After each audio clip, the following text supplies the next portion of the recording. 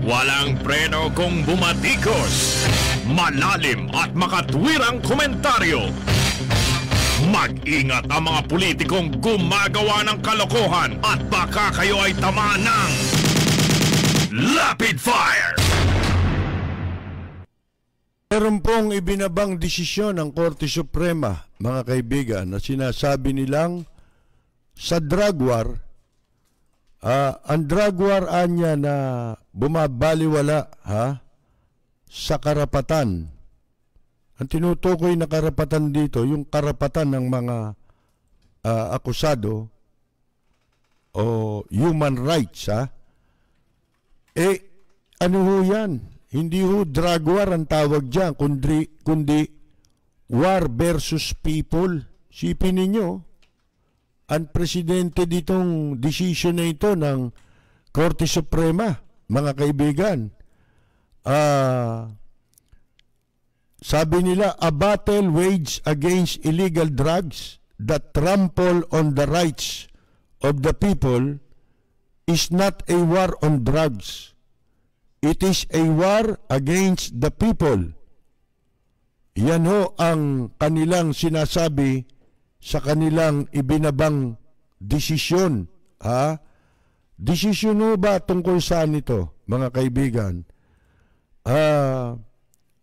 Saka sa isang kaso na nangyari noong 2014, na merong nahulihan ng 4 na bricks ng marijuana leaves. Ang sumulat ng desisyong ito, mga kaibigan, ay si Justice Alfredo Benjamin Caguiwa at ipinag-utos na palayain ang pangalan ay Jerry Sapla, na kanilang binaliktad ang naunang desisyon ng mababang hukuman at ng Court of Appeals sa kasong illegal drugs. Ang sabi ng pangyayaring ito naganap noong January. Na-aresto ito January 10, 2014. Nahuli nga sa kanya yung sinasabing yon. At ibinase ang pag-aresto, ang basihang ginamit sa pag-aresto rito ay yung anonymous call. Merong hindi nagpakilalang tumawag at nag-text, nagpadala ng text message patungkol daw sa itatransport na marijuana mula sa Kalinga, at yung description nung pagkakakilanlan ng tao na may dala nito at yung kanyang sinasakyan ang ibinigay na impormasyon ng hindi nagpapakilalang tipster, mga kaibigan. Pagkatapos, nung makita raw ng mga pulis na yung sinasabing sasakyan, pinara ito ng mga pulis. At nang makita itong si Sapla na tumutugma doon sa description ng nag-text, hinanap sa kanya, itinanong sa kanya ng mga pulis yung sako daw.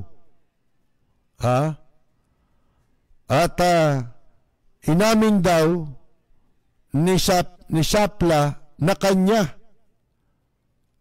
yung kontrabando. At binuksan niya sa utos ng mga pulis yung sako at natuklasan na meron itong mga marijuana bricks. Inaresto siya, eventually nakumbik, nahatulan ng Tabuk City Regional Trial Court. At yung desisyon, yung hatol sa kanya, ay kinatigan ng Court of Appeals. Kaya ito ay dumiretso sa Korte Suprema sapagkat ang hatol sa kanya ay reclusion perpetua, mga kaibigan. Yung pinakamataas na parusa na habang buhay. Kaya automatic yun. Kahit hindi ka umapila, automatic review ng Korte Suprema yan. Yung mga kasong yung capital punishment, capital offense, at ang hatol ay capital punishment, mga kaibigan, subject to automatic review ng Korte Suprema. Ngayon, ang Korte Suprema hindi hudulugan ng hindi yan trial of facts, mga kaibigan. Ibig sabihin, hindi sila yung gagawa ng paghatol. Idudulog mo sa kanila ang kaso na may hatol na, may desisyon na. At kaya mo idinudulog ito sa Korte Suprema ay para liwanagin ng Korte Suprema kung naging tama ang iginawad na ang hatol ng mababang hukuman at ng Court of Appeals. Pero binaliktad po ng Korte Suprema yung pong hatol ng Regional Trial Court at na kinatigan ng Court of Appeals, binaliktad na ng Korte Suprema. Ang sabi ng Korte Suprema, the police cannot rely on anonymous text messages to conduct an extensive and intrusive search without a search warrant. Hindi raw pwedeng pagbasihan sa paghuli, pagsasagawa ng yung pagbulatlat o kung ano man nang wala kang search warrant. Hindi pwedeng base lang. Kahit pa, halimbawa, ibig sabihin dito, kung meron nag-tip sa'yo, dapat kumuha muna kayo ng search warrant para naging legal yung inyong ginawang aresto dun sa tao. Yung pagbusisi nyo sa kanyang kagamitan. Yun yung tinatawag na search warrant. Mga kaibigan, galing sa hukuman yan. Ang naging problema rito, ang lagi nagiging problema, hindi sinusunod ng mga pulis yung kanilang yung proseso na dapat nilang ino-observe sa pag-implement ng paghuli, mga kaibigan.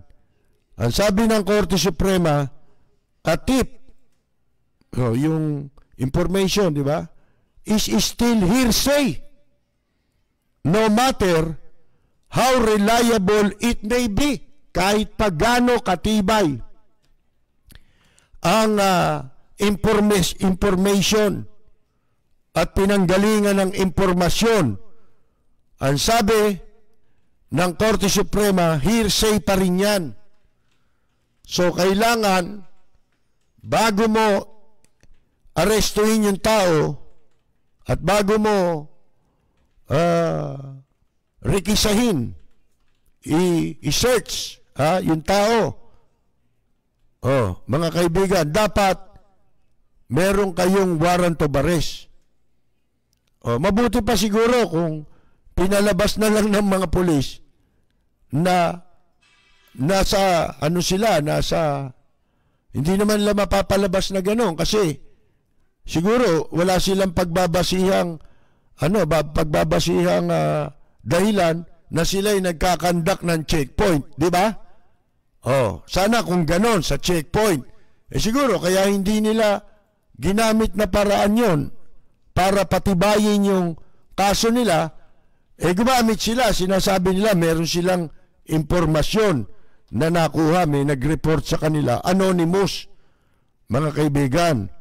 Ang sabi pa dito, by solely relying on tips from informants, ang sabi ng Supreme Court, such practice would open the floodgates to unfounded searches, seizures, and arrests that may be initiated by sly informants. Madalit sabi, alam nyo, ang medyo maganda dito sa desisyon na to, pwede nang magamit ito laban doon sa nakakabahalang batas na, ano yun?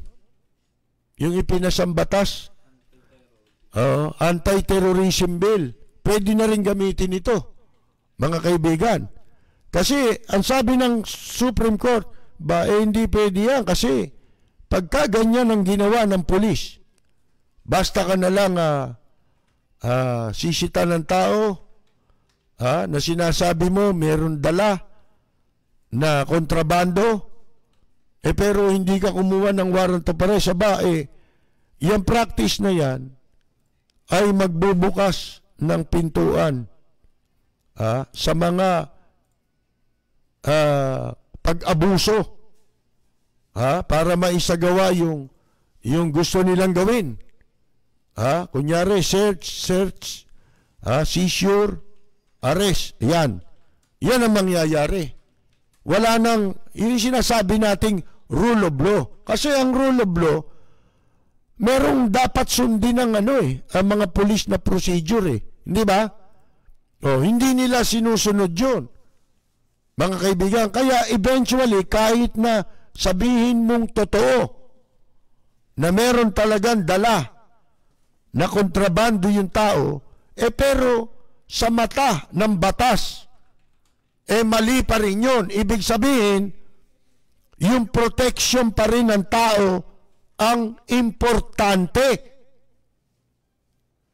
Kahit na sabihin mo pa rin totoo yan, sapagkat maaring sa kanya umamin siya, pero ito'y magbubukas naman ng pintuan para maabuso yung ibang mamamayan. Diba? Gagamitin na yan para sa iba.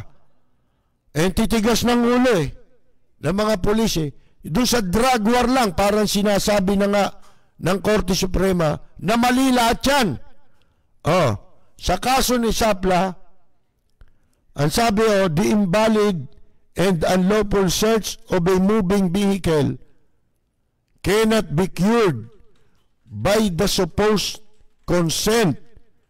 Kahit pa pumayag yung biktima, siya ngayon ang lumalabas na biktima rito, yung akusado,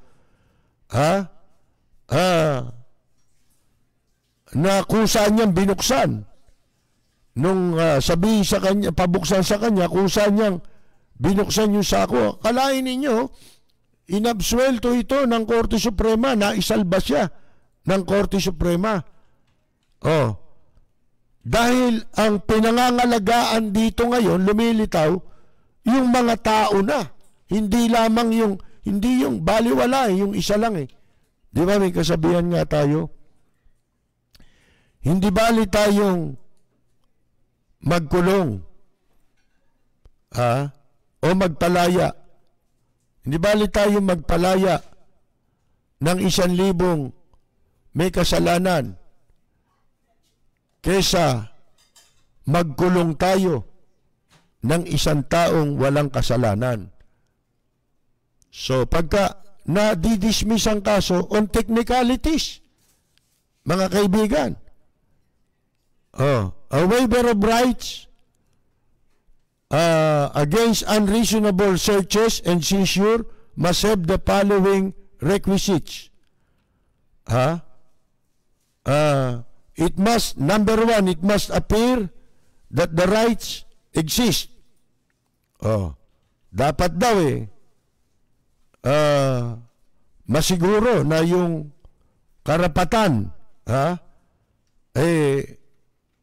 hindi nilalabag. Number two, the person involved had knowledge, actual or constructive, of the existence of such right. Kailangan alam nung huhulihin, nung subject ng police operation, yung kanyang right ay na-observe, di ba? And said person had an actual intention to relinquish the right. Kung ang tao ay pumapayag na ipaubaya niya yung kanyang karapatan.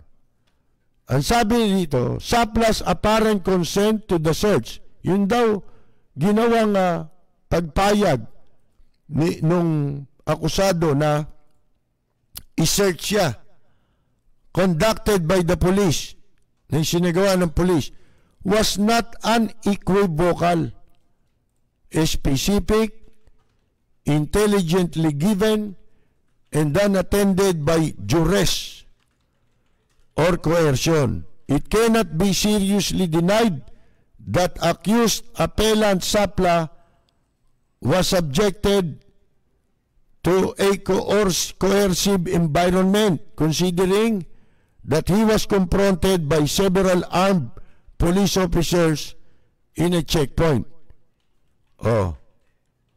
Mga kaibigan, the High Court said, by disregarding basic constitutional rights, pagka daw binaliwala yung mga pangunahin o importanteng karapatan sa konstitusyon, as means to curtail the proliferation of illegal drugs para bilang pagsugpo sa pagkalat ng illegal na droga, instead of protecting the general welfare. Ayun, sa halip na pinoproteksyonan ang kapakanan ng lahat, oppositely, the general welfare is viciously assaulted. Baliktad ang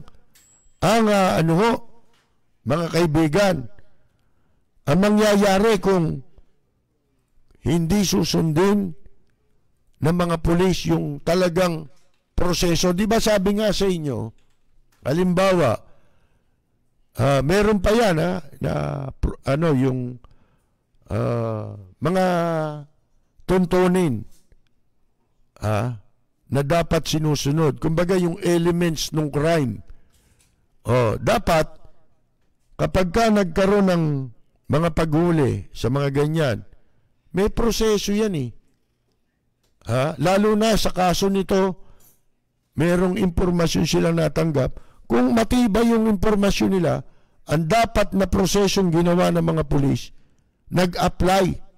Hindi lang sinasabi rito yun, pero yun ang procedure.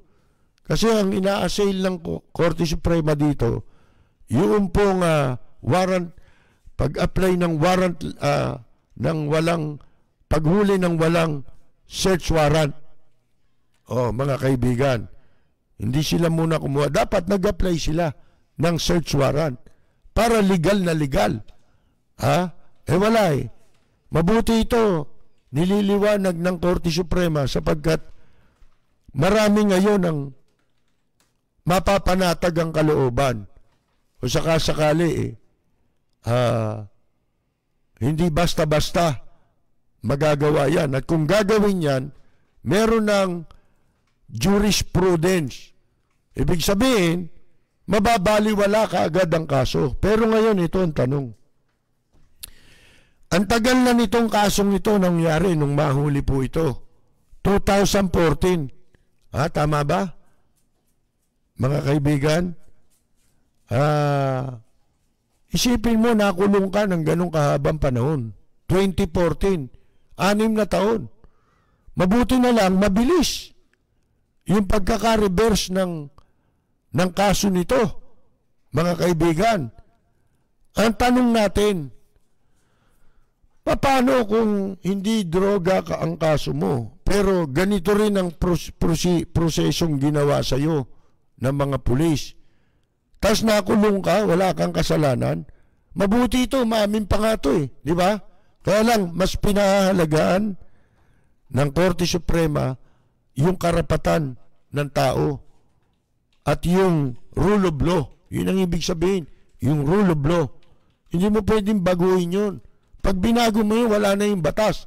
Tingnan mo, baliwala. Kaya na baliwala kaso. Hindi sinunod eh. Yung rule of law eh, mga kaibigan. So, ang problema ngayon ito, asa ng katarungan ngayon?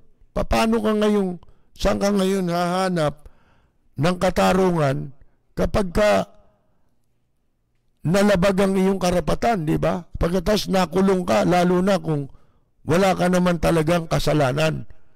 Hindi ba? Mga kaibigan, yun po eh, ang masaklap eh.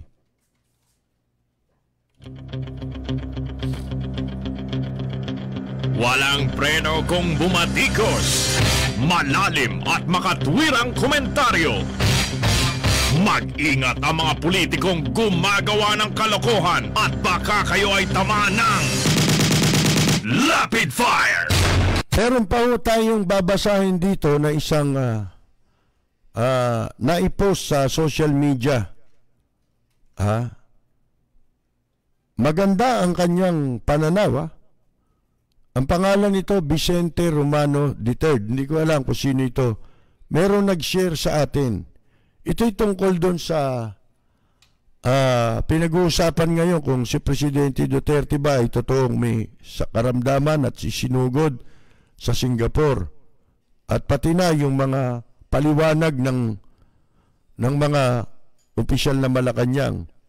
Ito ang sinulat ni Vicente Romano III. It started with a rumor that a medical evacuation plane landed in Davao and then flew to Singapore last Saturday evening. Nagsimulaan niya ang rumor, chismis, na isang medical evacuation plane ang lumapag sa Davao at pagkatapos ay lumipad patungong Singapore noong Sabado ng gabi.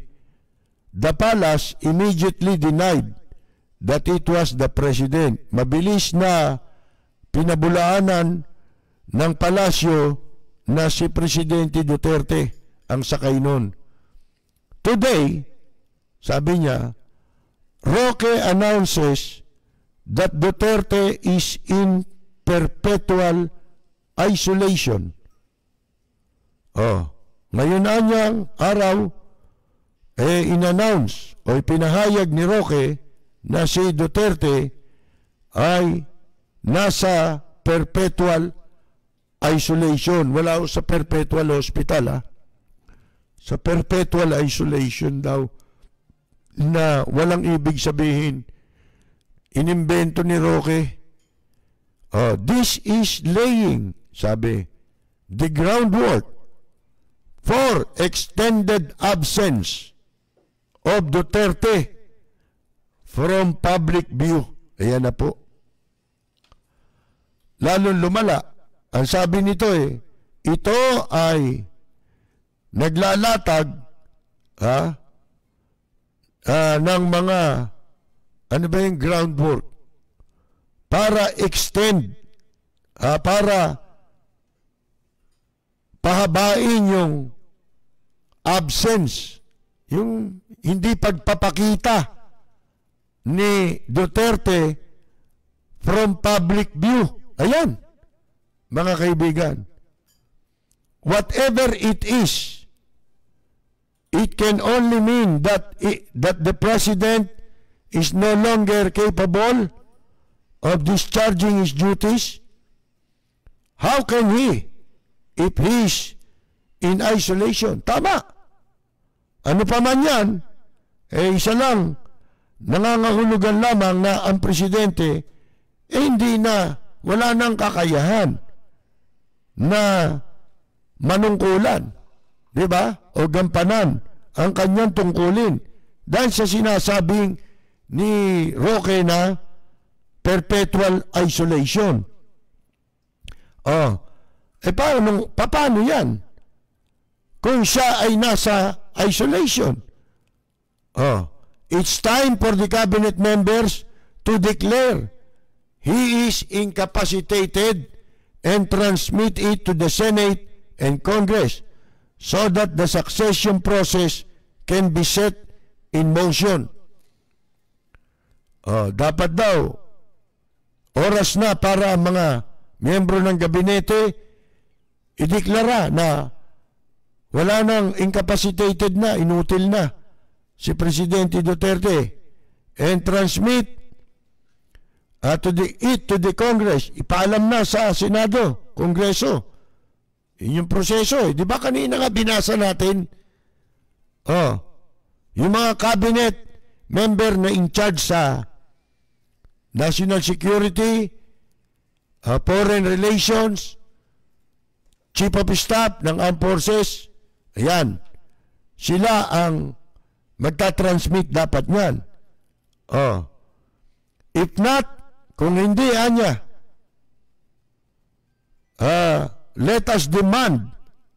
Kita ninyo, parang ito yung sinabi natin, that each cabinet member publicly declare that they have personal knowledge that Duterte is still capable to discharge his duties. Sabihin ninyo, yun ang hindi kasi sinasabi nga naman ngayon ng mga nitong si Roque. May kakayahan ba? Ang presidente nagampanan pa ang kanyang tungkulin. Gayong ikaw mismo ang nagsabi na siya ay nasa perpetual isolation. Tanong din natin kay Locsin, dahil siya yung nire-repair sa konstitusyon, in charge of foreign relations, na masasabi nyo ba na si Presidente Duterte, sabihin nyo sa publiko, na meron pang kakayahan na gampanan ng kanyang tungkulin? Yun yung sinasabi dito. Dapat igiit natin yan, tayong mga mamamayan. Sabi ko nga, karapatan natin yun. Nasa saligang batas yun, di ba binasa natin kanina? Entitled ang Pilipino, obligasyon na ipaalam ang tunay na kalagayan o estado ng kalusugan ng Pangulo sa publiko. Obligasyon nila yan. Alinsunod sa saligang batas. Ang sabi dito, this way, when the truth comes out, sa pamamagitan na niya nito, kapag lumabas na ang katotohanan, we can hold them accountable for conspiracy to violate the Constitution and defraud the people. Yan. Pag lumabas niya ang katotohanan ito, ang katotohanan, pwede natin silang panagutin sa pakikipagsabwat, sa pagsasabuatan na labagin ang saligang batas at linlangin ang publiko. Ganda na ang pagkakasulat. Simple. Madaling maunawaan. Hindi na niya kino-quote ang exact words ng saligang batas, pero maiintindihan mo kung katulad nito na, binasa natin, napakinggan nyo, di ba? Sa kanya hindi na kailangan. Maliwanag kasi. Hindi ba? We should also demand full disclosure of the President's health.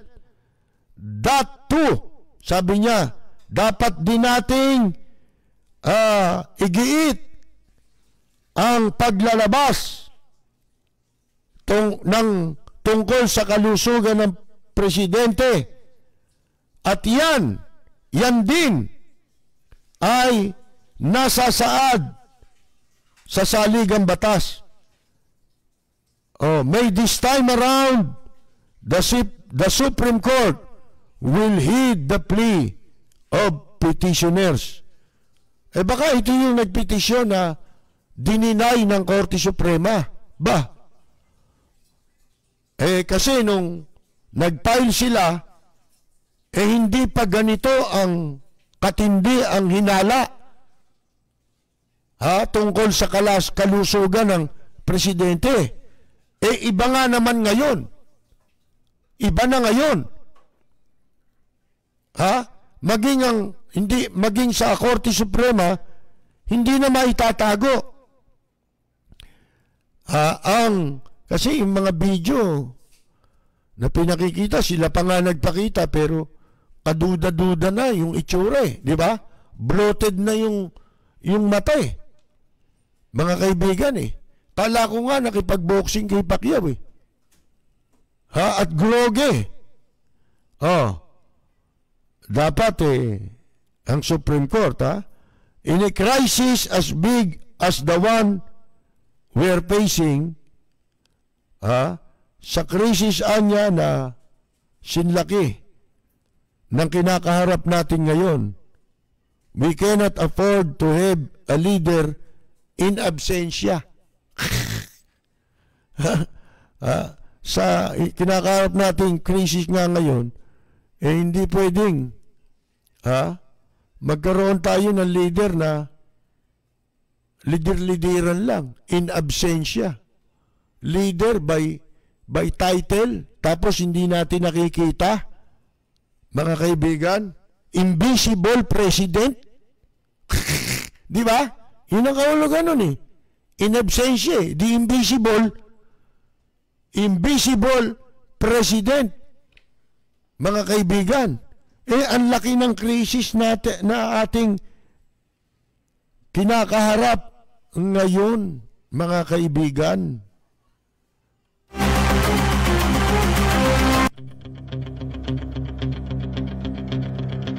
Walang preno kung bumatikos. Malalim at makatwirang komentaryo. Mag-ingat ang mga politikong gumagawa ng kalokohan at baka kayo ay tamaan ng Rapid Fire! Tayo po'y nananawagan sa mga frontliner at healthcare worker, di ba? Health workers natin, mga nurse, doktor na pinagbantaan, inalipusta, o matapos pagbantaan, takutin, alipustain, hamakin, dapurakin ni Presidente Duterte, sinusugan pa, idiniin pa na babuyin, bastusin ng mga Dutertanings. Mga kaibigan, nananawagan ako sa inyo na kayo na ang bahala kay Byron Cristobal. Kayo na bahala dyan. Dahil ang balita, itong si Byron Cristobal nagpositibo sa coronavirus disease. Sino ba ito? Itong Byron Cristobal tagagawa ni Mocha Uson na mga fake news. Ayan, pakita mo. Makikita nyo sa screen ang sarili niyang post. Pinagtatapat niya na noong August 6, minom siya ng gamot, kasi birthday niya, naggamot-gamot siya, akala niya hikaan niya yun, umatake hikaan niya, pero pagkatapos noon, hindi pala siya gumaling at lumala. Hanggang sa nung August 16, linggo ito, di ba? Kamakalawa, nagpa-swab test after a day o the following day, lumabas na siya positive sa COVID. Ito yung hinduropot na pinayagan doon sa kabilang istasyon na pinanggalingan natin na ika nga habang ako'y nandun, banatan ako. Pinabanatan muna ako. At bago ako sinibak doon yung programa ko, sinibak nila. Dahil ito, nagbabayad doon. Black timer ito ron. Alam nyo na, kauso ng koneksyon ito, kaninong pera ay binabayad? Pera ng OWA? Ganun ba yun? Ang pangalan pala nitong hinduropot na ito, Byron Cristobal. Ngayon, pagkatapos nga ng pagbantaan itong mga health workers, hindi ba? Itong mga ito, binaboy ang mga health workers. Sinobrahan pa. Araw-araw, katulad yung ABS-CBN. Nagbo-broadcast sila, may channel ng Sky Cable. Pero, binabanatan ng ABS-CBN. Di ba? Ng mga maling, ika nga po, paratang. Mga fake news. So, ngayon, nadiskubre niya mismo na siya ay may COVID na. Pagkatapos na lumabas daw ang resulta. Mga kaibigan, ngayon, bumabanggit pa ng Diyos Sino ba Diyos mong tinatawagan mo? Yung minura ni Presidente Duterte? Ni Digong nyo? Yung pinagmumura ni Digong nyo? Doon ka ngayon naniniwala?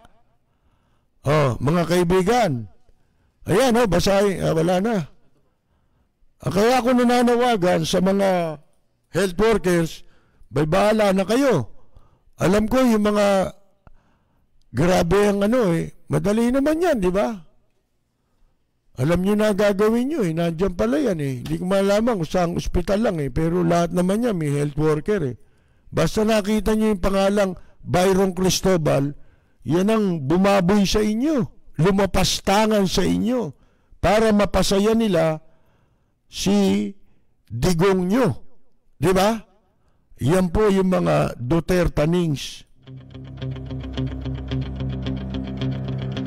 Walang preno kung bumatikos. Malalim at makatwirang komentaryo.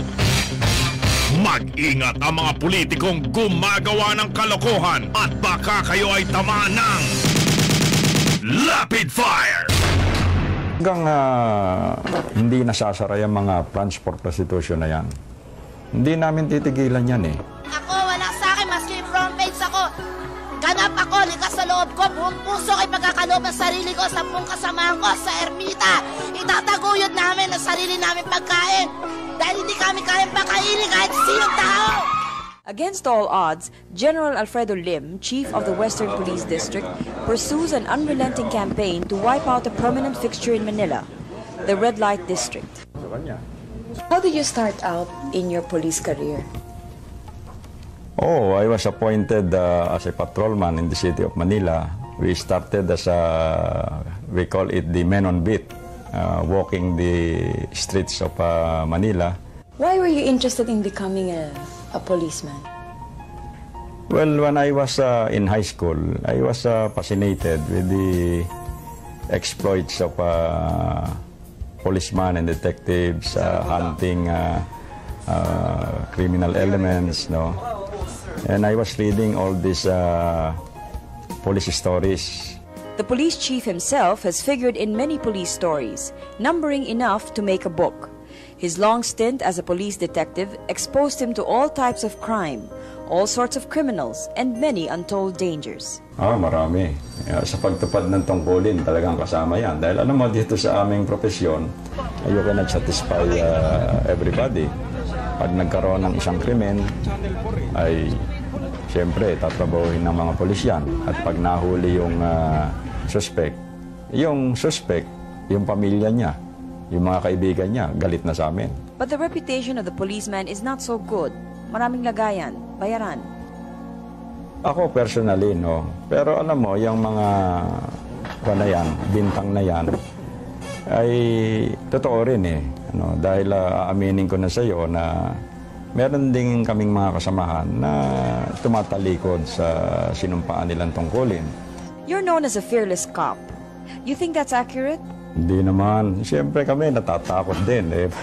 Pare-pareho lang tayong tao dangan nga lamang. Yan ang aming pinasok na trabaho. I've been in the service for 37 years already. And I can look everybody in the eye and also my family that have never been accused of extortion or whatever.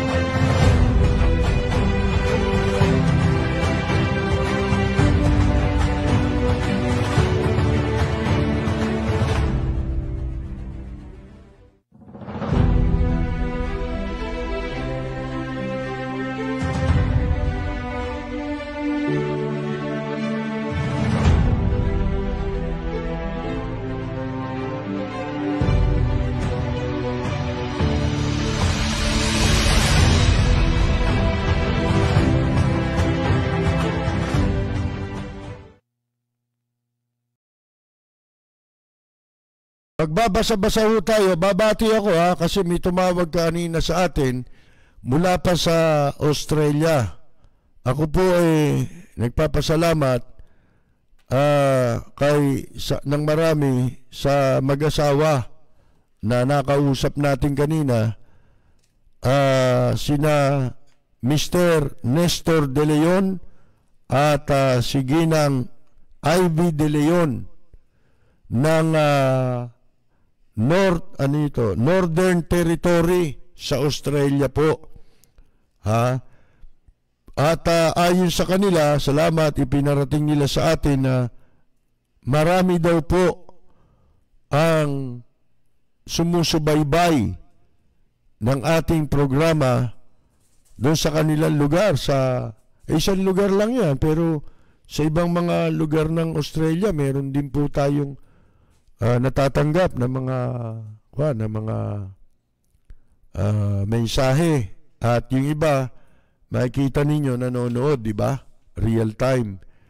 Pero sa ating po messenger, maraming salamat po muli sa inyong panahon at saka siyempre hindi ho naman mura ang mag-overseas call, di ba? Magastos din yan. Kaya pinasasalamatan natin, binabati natin si Ginoong Nestor De Leon at ang kanya pong may bahay na si Ginang Ivy De Leon ng Northern Territory sa Australia. Ganun na rin yung mga ibang nakikinig at nanonood sa atin dyan po sa Northern Australia. Si Paul Paterno ng Australia, first time listener at natuwa sa programa. Natutuwa siguro, ibig niya sabihin. Manhid si Roque, sabi niya, at dahil siyang spokesperson, manhid rin si Duterte. Ang tanong ko sa inyo, kung alam niyo ba kung bakit manhid si Roque? Siguro po, pwede tayong mag-isip na baka nagpa-injection ng pampamanhid ng anesthesia, kaya walang maramdaman, di ba? May birthday pala tayo. Birthday pala ni advance happy birthday kay Evelyn Cruz Avenido, ang president ng ECA, Taxes, Immigrations and Law Offices sa Las Vegas, Nevada. Ang may bahay pala yan ni Rambo Avenido, ni Rene Avenido. Siya lang ba? May birthday? Advance na rin natin ang ating handog na awitin kay Ginang Evelyn Avenido ng Las Vegas. Narito ang ating pagbati. Para sa nagdiriwang ng kanilang karawan, happy birthday ang bati ko, ang bati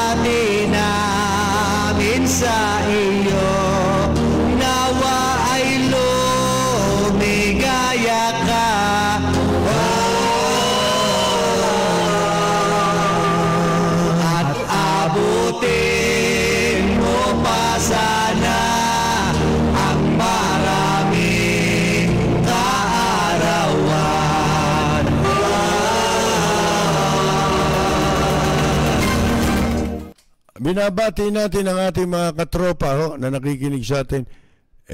Sina Arlene at Mon Barria sa Amsterdam, si katropang Carolina Luge at si Buenos Dias Joel Diaz ng Italy, sina Jorge Beichong sa Tokyo, Japan, Ella Samson Albiar, si Rosita DC, si Susana de los Santos, Carmela Torres Balcos, Carol Torres Brihiño, June Di Valencia, June Gase sa Guam, veteran musician, si Walden Kihan Berry, musician din, family of musician, dyan sa Guam din yan. Meron pa yung mga sa Hawaii, nakakalimutan kong batiin Hindi ko makita Ito, sa text lang ang dami. Si Marlene Balete Orteza.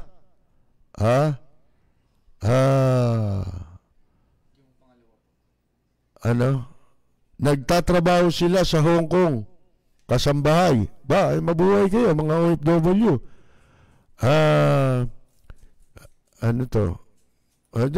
Basahin mo iba. Diyan ka kukuha. Bukas Si Nestor Reformina, watching from Malate. Kaani Flormata Saludes, kain niyang Mina. Binabati natin, Jennifer Obar Sangoyo o Sangoyo. Si Kwan, si Kamayta Basilio, katropa natin, nasa UK. Ayesha Agapito, isang artist ito. Ang galing na artist nito Dapat minsan tayo niyan May drawing tayo. Drawing. Si Bella, Ismael Apale, meron pa nga sa Israel Ilan yung nakikinig sa atin sa Israel. Si Eric Swan, Arnold Santos, at belated happy birthday pala kay Alan Pineda. Di ba birthday niya ngayon? Kahapon ba ang birthday ni Alan Pineda?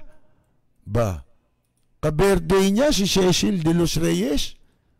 Pareho silang belated happy birthday. Dahil birthday nila, narito ang ating pagbati. Para sa nagdiriwang ng kanilang karawan, happy birthday ang bati ko, ang bati namin sa iyo. Nawa ay lumigaya ka,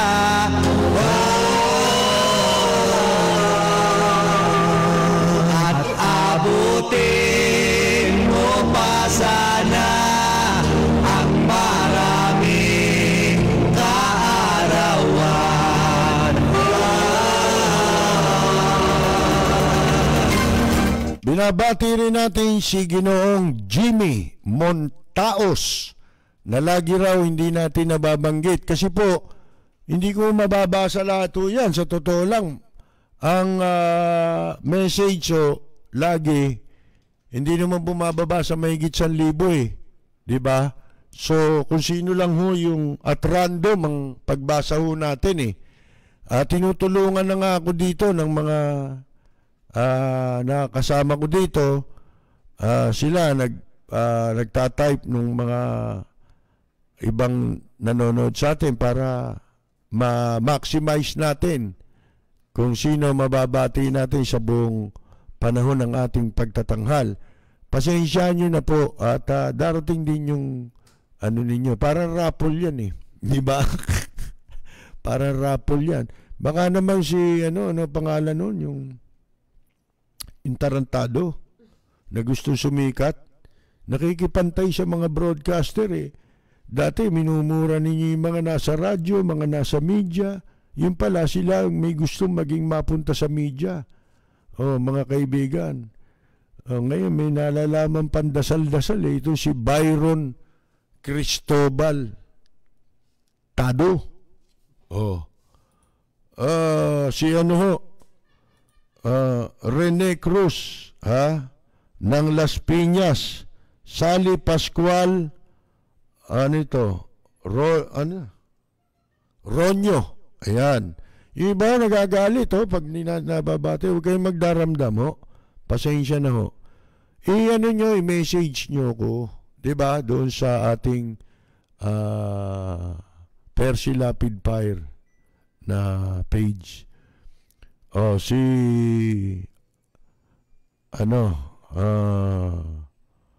Tawag to, katropa natin, si Yula Sotelo. Ito nga si Yula, di ko rin nababati, nakakalimutan natin hindi lang ba sa katropa yan, kaan natin yan, kasama natin sa hanap buhay yan.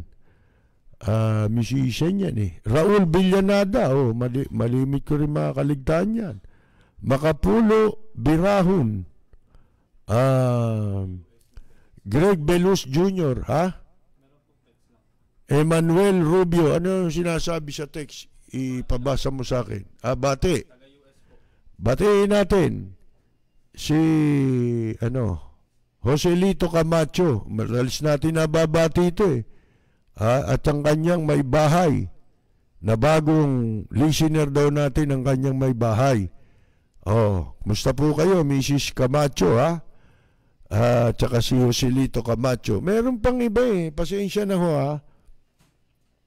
Jason Elviña, watching from Sambuanguita, Negros Oriental. Emmanuel Rubio, your broadcast is comforting from the usual commentaries. Ay, salamat to Emmanuel Rubio. Si Beck Sabiñano,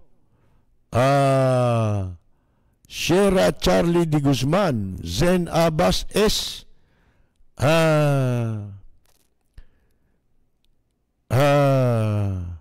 may nagtatanong daw na mga saan tayo mapapakinggan doon sa kabilang impila. Siyempre po, tatanungin nyo sila, laman nakikinig sa kanila. Pag tinuro nila, baliwala ang pag-alis nila sa atin. Di ba? Baliwala. Siyempre, lahat ng nandyan kasabwat yan insecure, alam niyo yan, mga taga-SSS yan. Social Insecurity System. Si Boy Tapang, Maria Cruz, Rudy Santos, si Belen Villena, Willie Gaila from Kansas City, USA. Honey Liwanag, Honey, my love, so sweet. Si Alvin Samson ng United Kingdom. Binabati ko ang kanyang bossing, Resty, at Ami Samson ng Bacoor, Cavite, na lagi raw pong nakikinig sa atin. Si Ismael Apale from Singapore nanonood. Balita mo sa amin kung totoong nandyan si Presidente Duterte. Si Hipolito Cuenca, Junior Dal, si Don Teng, si Jermaine Isidro Aguila, Tres Campo Olleta. Mga kaibigan, ano po?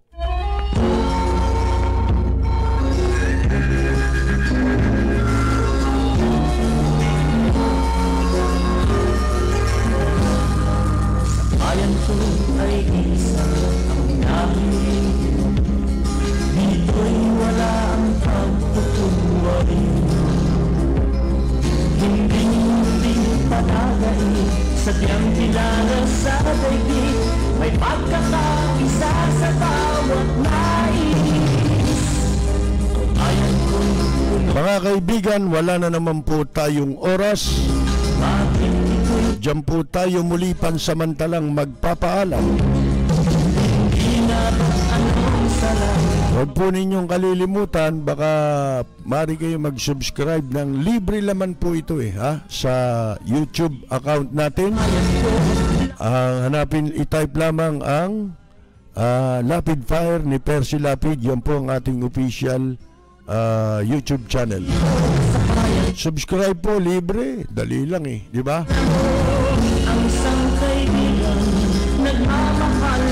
Ito po si Percy Lapid. Babalik po tayo bukas sa ganap na alas 10 ng gabi hanggang alas 12 sa ating pong live streaming. Samantala hanggang alas 11 po ng gabi sa DWBL 1242. Maraming salamat at magandang yumaga, Mayor Magalong!